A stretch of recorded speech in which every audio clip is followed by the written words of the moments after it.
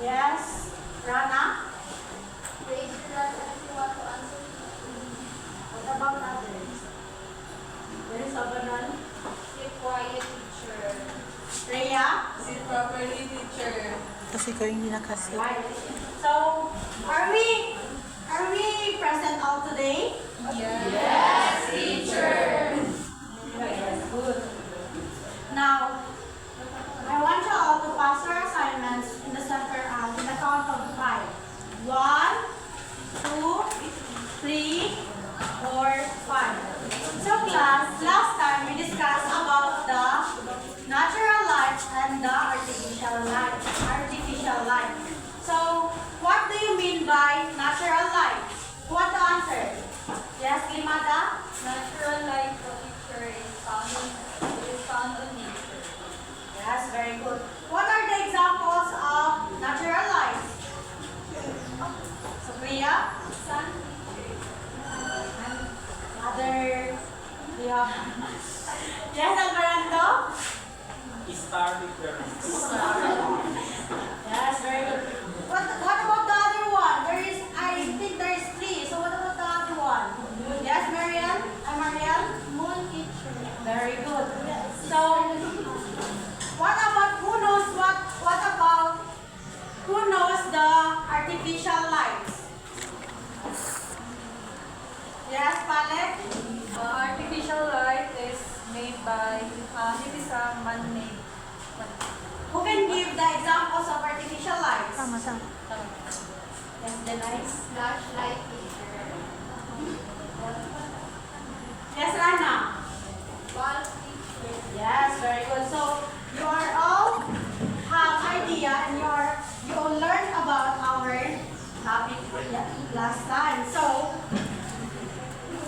I have here a mystery object. Now, I want you to guess what will react if I place this object into the other objects. So, for example, or like this. What do you think will react if I place this object into the pencil and into this paper clips? Who want to guess? Huh? What will react if I move this object into these objects? Ano sa tingin ninyo ang mag-react kapag nilapit ko itong mystery object sa paper clip at sa pencil? Ano sa tingin niyo ang mag-react or gagalaw? Yung paper clip. You don't know, sir. So do you want to know what will move if I move this object? Yes, teacher. So let us see. So in this mystery box, there is an object here. So kapag nilapit ko ito sa pencil, tignan nyo mabuti kung gagalaw ba ang pencil. Gumalaw ba ang pencil? No. Gumalaw? No.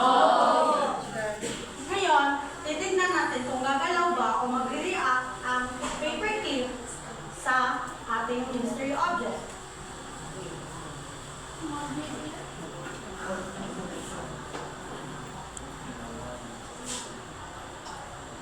Did it react? Yes, teacher. So, what do you think, guys? Ano sa tingin niyo ang nasa object na to? Magnet. Yes? Magnet, sir. Magnet. So, ngayon, do you want to know more about magnets? Yes, teacher.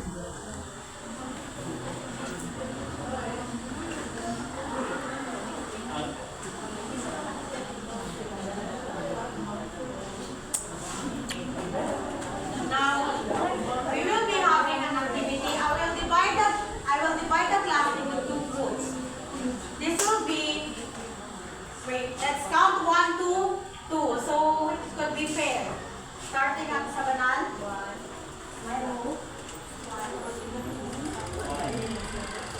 Oh. Salim ka lang. Tapos na ako. Ay, sorry.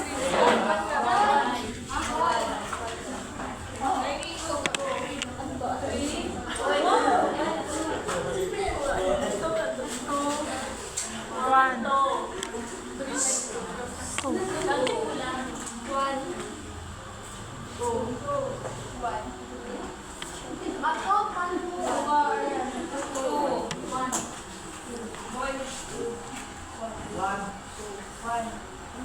So, lahat ng group 1 ay dito. Group 1 dito. Lahat ng group 2 dito.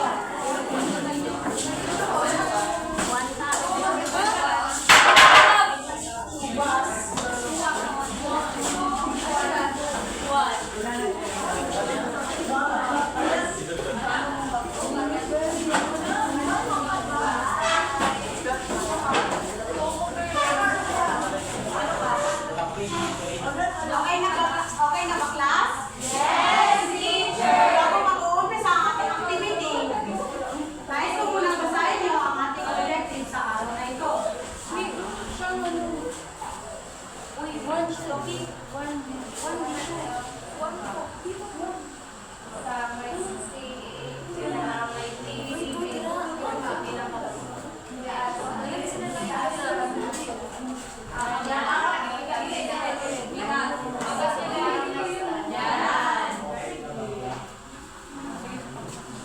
Class, read our objectives for today.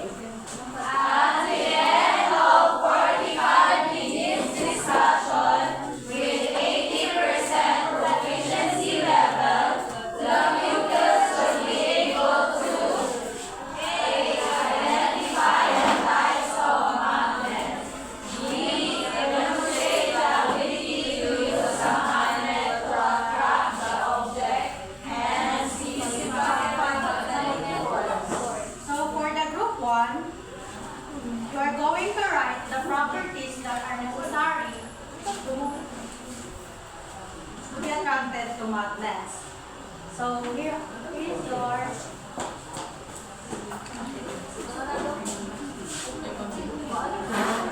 I wanted to pick, mag-pick kayo ng sarili nyo, isang group leader nyo para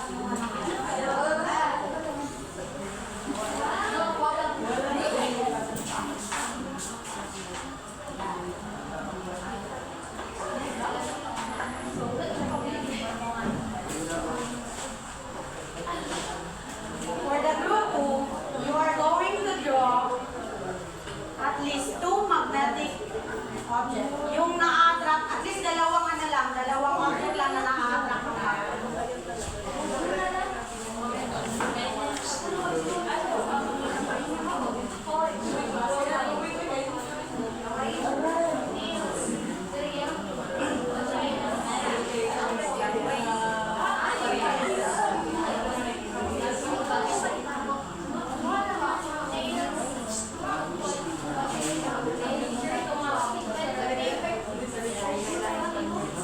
So, I will give you 5 minutes to finish the task.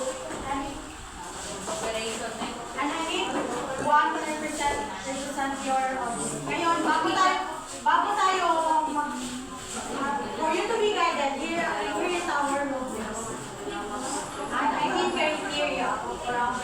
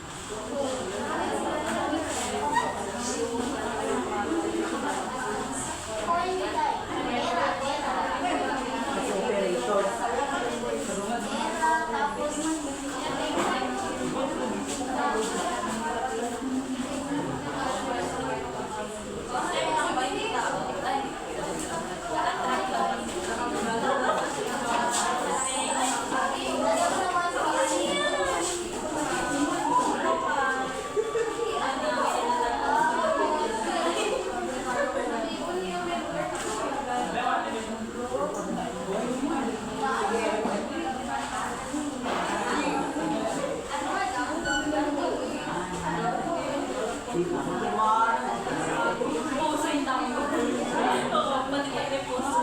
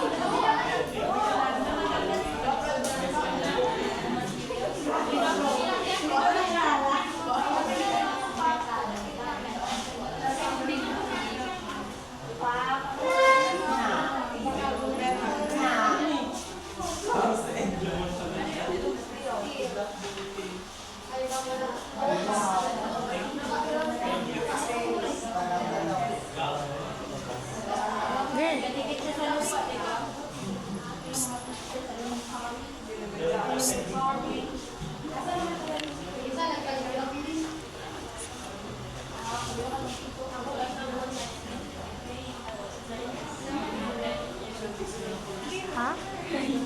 Class, are you done? Ano pinabasa? You have only 2 minutes to be finished.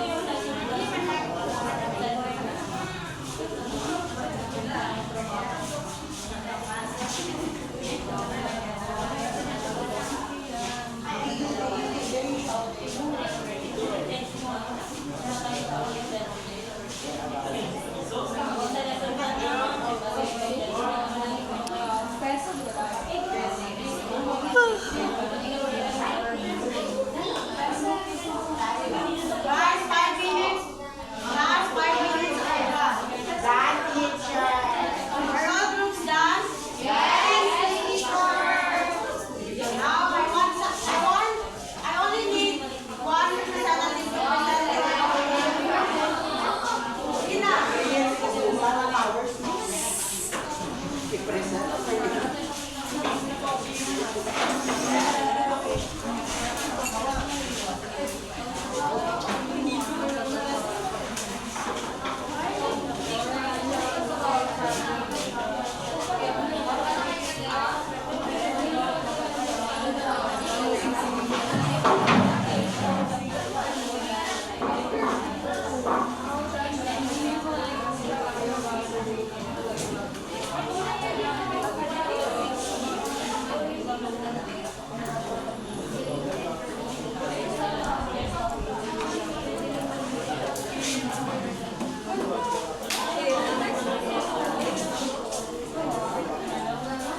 Now, class, settle down and let's hear our presenter number 1. So, the objects that attract magnets are iron, cobalt, nickel, and copper. For examples are nails, paper clips, coins, spoon, and fork. For presenter of group 2. music. Hereby the drawings of the objects that can attract the magnet, the field and what as well. That's my music. May pakindot pa siya. Yes, settle down. Do you think it is accurate on the time hingin natin? Baka ma'am. Who said no? Sino nasabing no? Bakit? Bakit no? Yes? Bakit no? Because I don't know the concept of picture. No? So, class, hindi siya accurate kasi There's some merong iba, hindi talaga siya. At hindi talaga siya, yung properties na properties na nag-aattract ng magnet, which is the copper. So, ang ina-attract lang ng magnet ay ang mga bagay na gawa sa iron, cobalt, at nickel. Iron So, deficiency. ang example ng ilan ang ibibigay natin points sa kanila?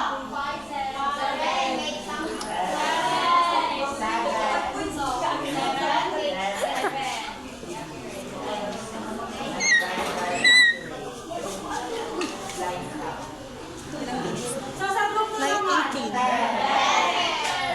Tama ba yung sagot nila?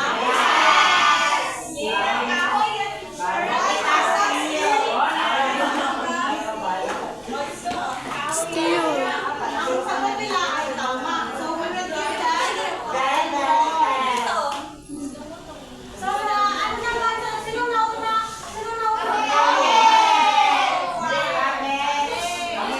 Ako! Actually, lumipas kayo sa time. Yes, 7 points. Meron 7 points.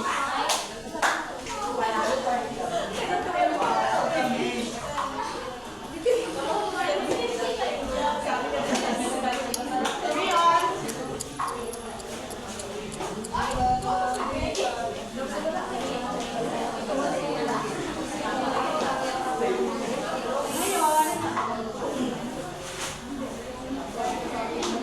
Tingnan niyo mabuti kung ano mangyayari kapag nilapit natin ang magnet sa object na tinatawag nating magnetic object.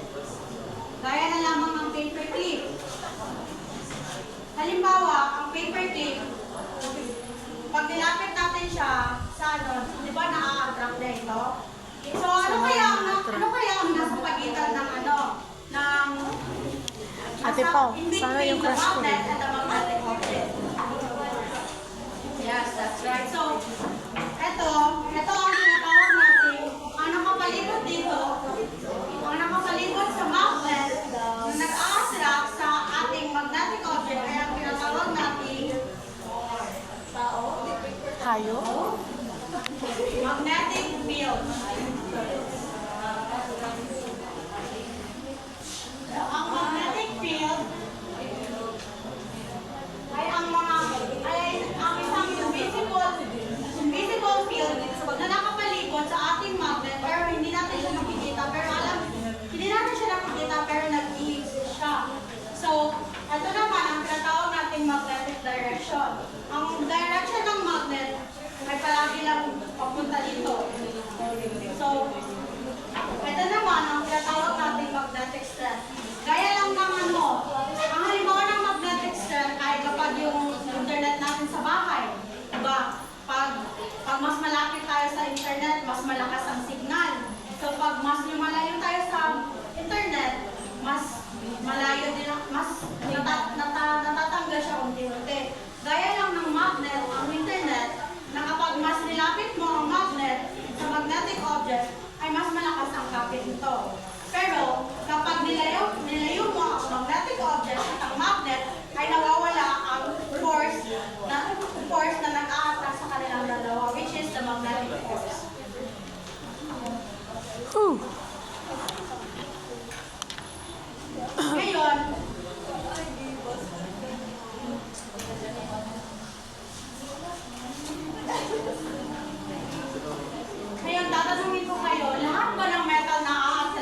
magnet?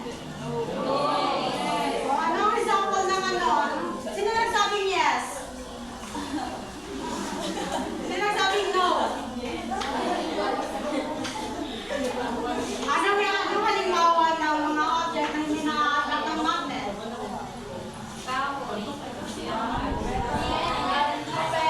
Mama ko. What I mean is, ano ang example ng mga metals na hindi na-attract ng magnet? Yes? What are the rules nga ulit kapag gustong sumagot?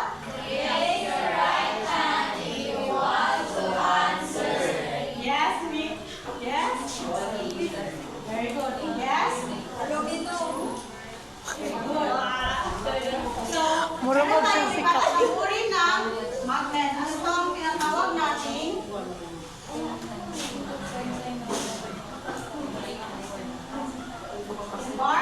Bar magnet, disc magnet, horseshoe magnet, at spherical magnet. Actually, marami pa siyang iba't ibang klase ng magnet, pero nagbigay lang ako ng examples here para may idea kayo. Ngayon, nakikita niyo ba yung dalawang ito sa dulo ng magnet? Ano ang tawag natin sa dulo na ito? So class, ang tawag natin sa dalawang ends ng magnet ay poles. At ito ang poles. Or ang tinatawag natin North Pole at South Pole. Ngayon sa tingin niyo class, anong mangyayari if pinagdikit natin ang South Pole sa kapareho ng South Pole? O, anong tawag doon? Halimbawa, ito ay parehong South Pole. So kapag pinagdikit natin ang dalawa, di ba hindi sila nagdidikit, hindi sila nag-attract. Ang tawag dito ay repulsion. Which is, kapag pinagsama mo ang dalawang magkaparehong pole, ay nagre-repel sila or naglalayo. Ngayon, kapag pinagsama mo naman ang magkaibang pole, halimbawa ang North at ang South Pole, mag-a-attract sila. Ito naman ang tinatawag na attraction or force attraction.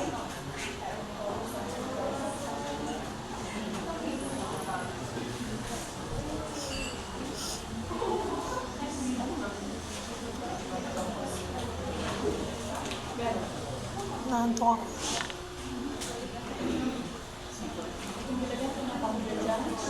Sige lang. Oh.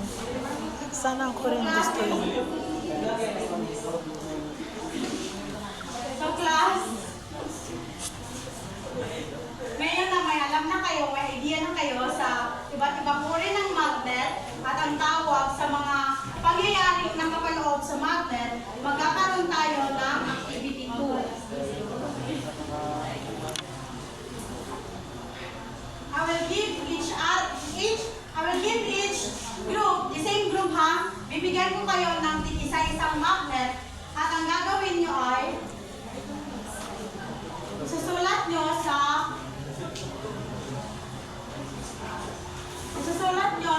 Manila paper na binigay ko kanina ang examples or ang mga bagay na na-attract ng magnet. So for the group 1, maghahanap kayo ng mga bagay dito sa loob ng room na na-attract ng magnet. Ako. For the group 2 naman, maghahanap kayo ng mga bagay na na-attract ng magnet sa loob ng inyong bag. Sa loob ng inyong bag.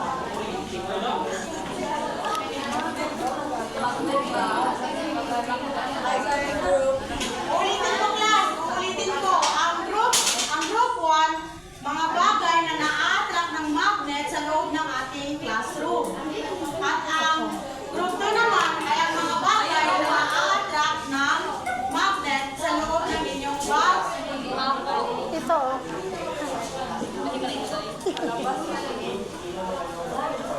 Dahil na-attract ng magnet dito.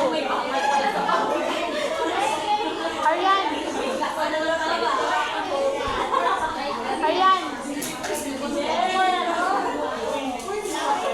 Ayan, ina-attract ng magnet dito.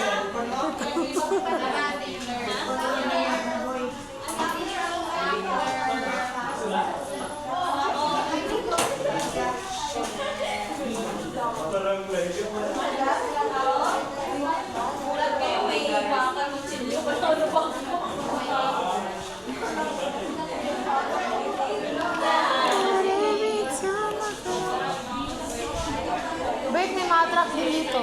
Ito. Ma-attract din siya. Ay.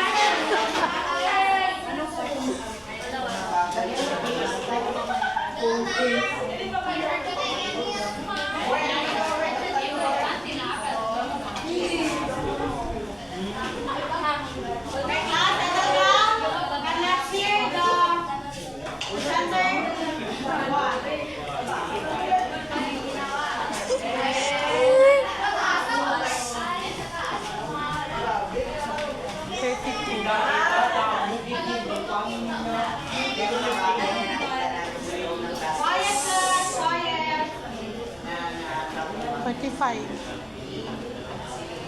32.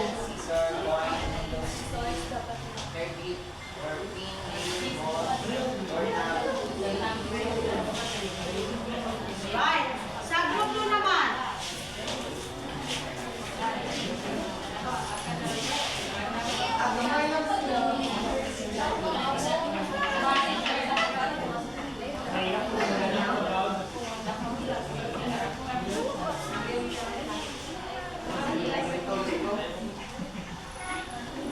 Sorry, hindi happy Dora.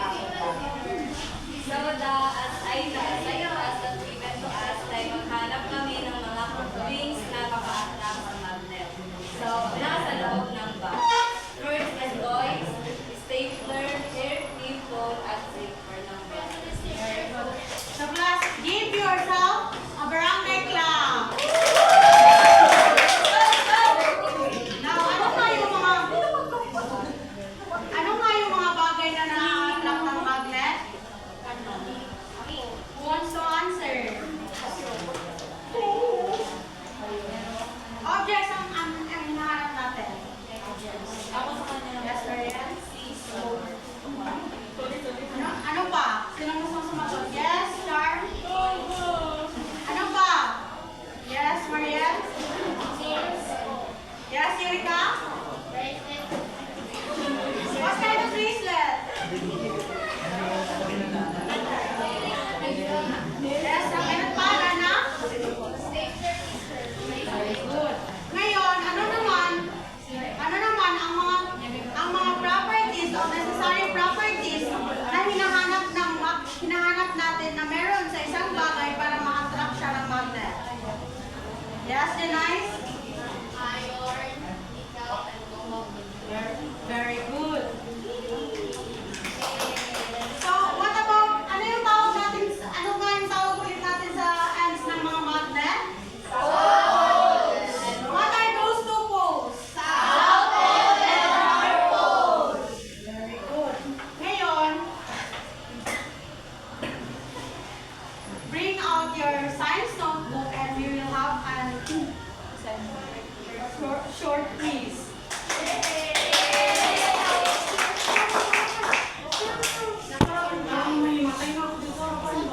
35 minutes.